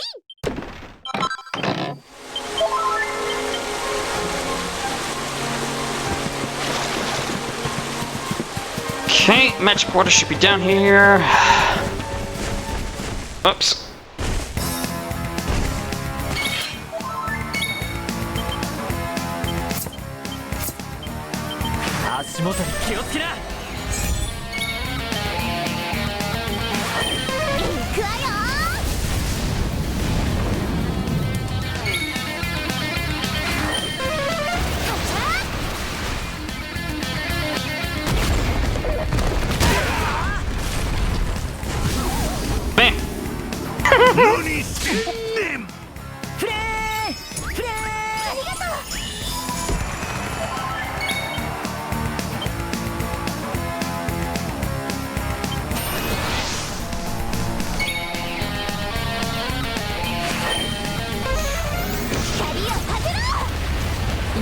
Nice.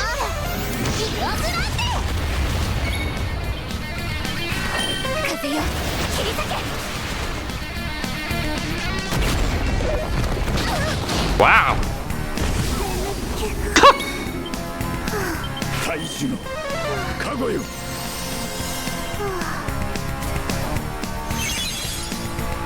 なんでやねん。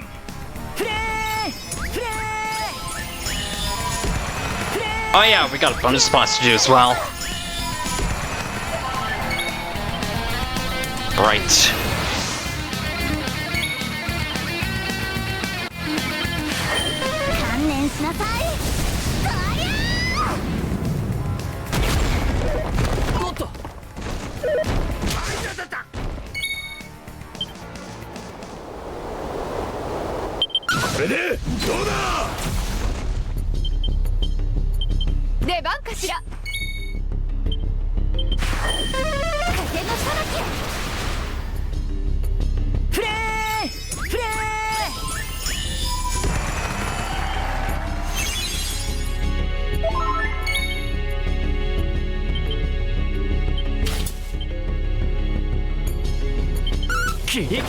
Nuts.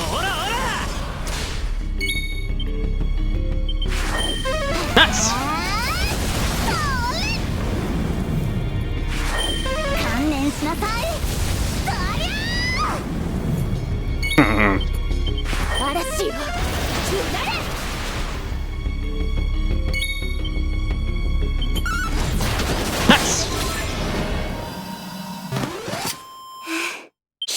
んですね。 Eric leveled up 8 skill points. Nice.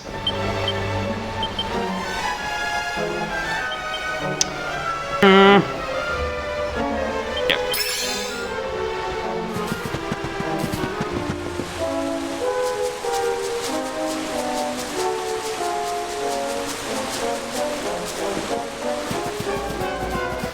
Meh.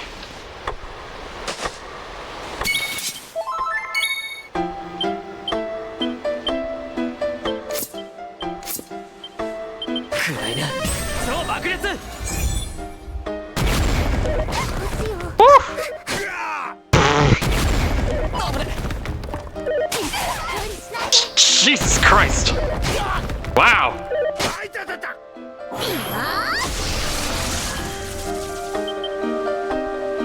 任せてくれ。祈りよ届け感謝いたします。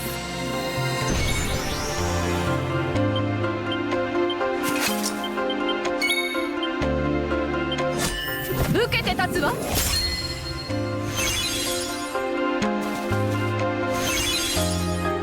燃えてきたわ。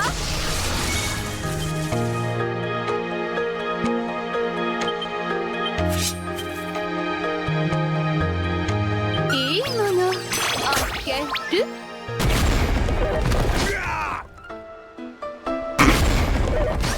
Wow. 遅い。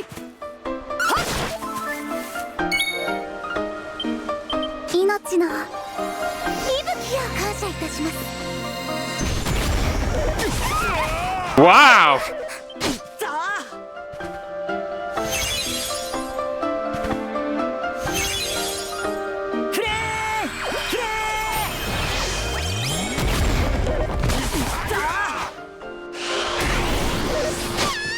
Wow! Ah! Wow! Wow! That is crazy! What the hell? I've got a lot of practice to do, apparently. Jesus.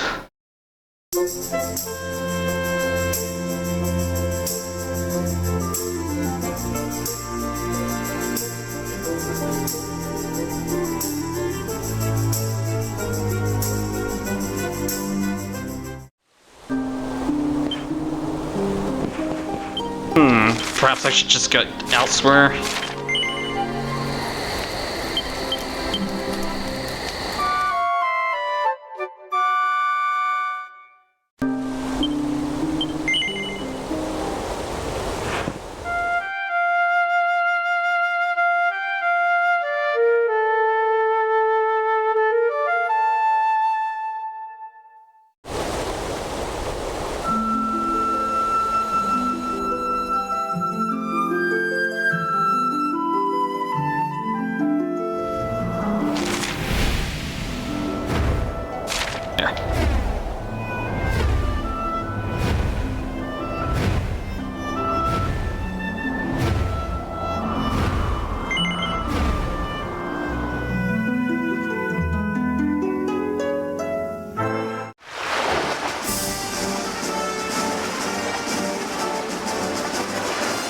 Okay.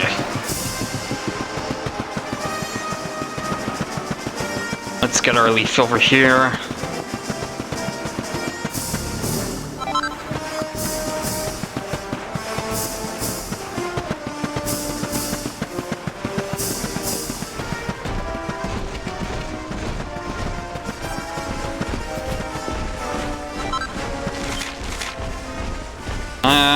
Doubt they'll be refilled now.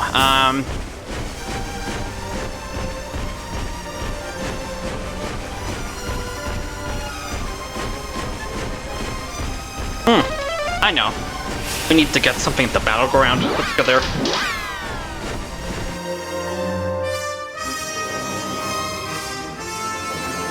Ooh, my foot. Ugh.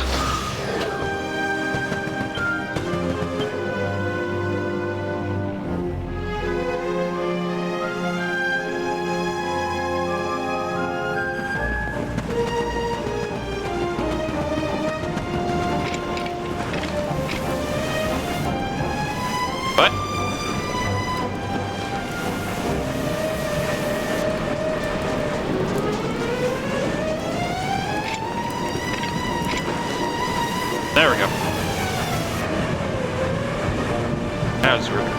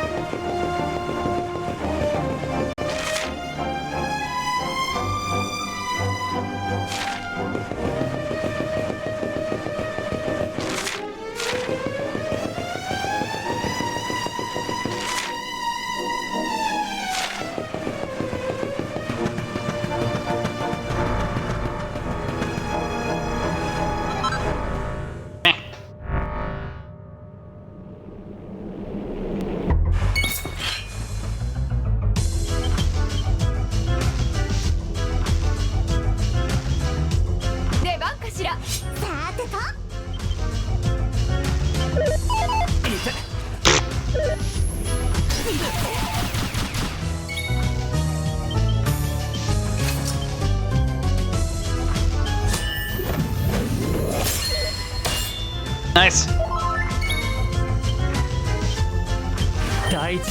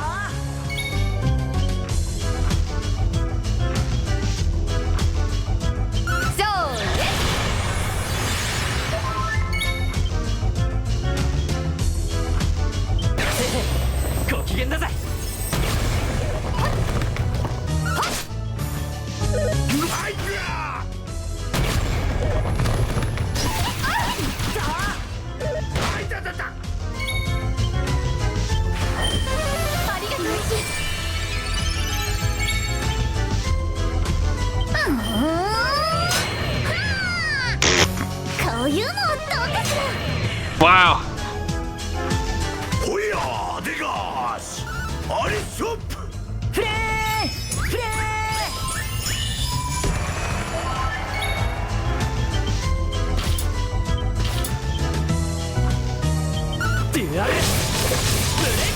Nice. Woo.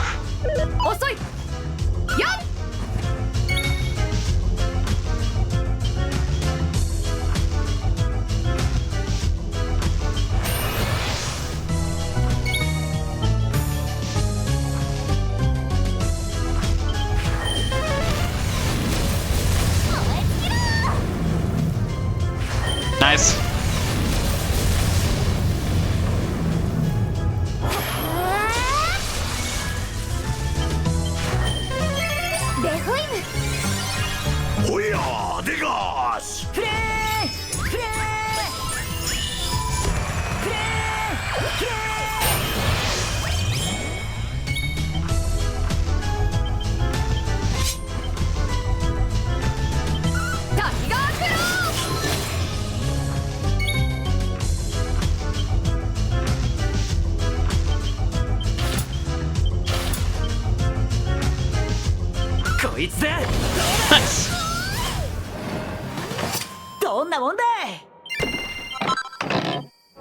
A Jasper sword? Oh my god, we got one of the most expensive swords as a drop. Was this on purpose? Oh my god. I'm gonna clip this. Like, holy crap. Give me a sec here.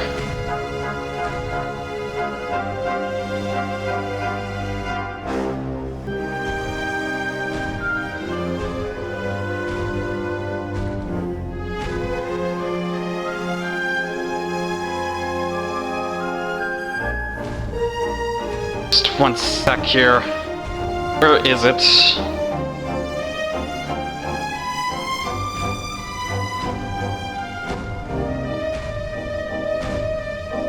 Like, that is crazy! A Jasper's sword? Oh. A Jasper's sword? Oh my god. Give me a sec here. We got one. A Jasper's sword? Oh my god. Okay, maybe I can just edit here.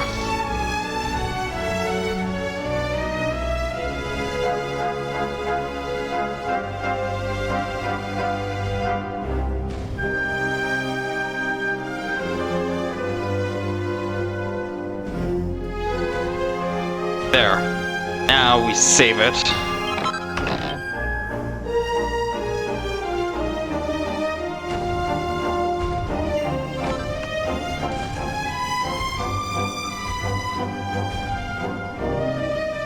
One sec.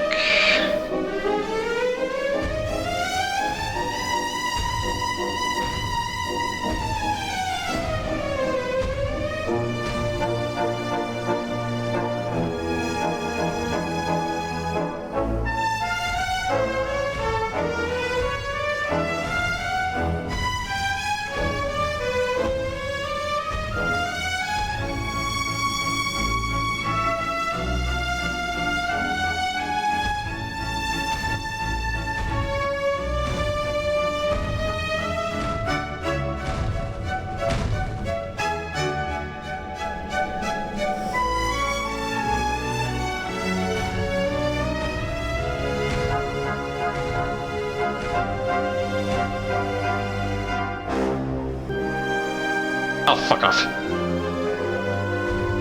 It crashed on me.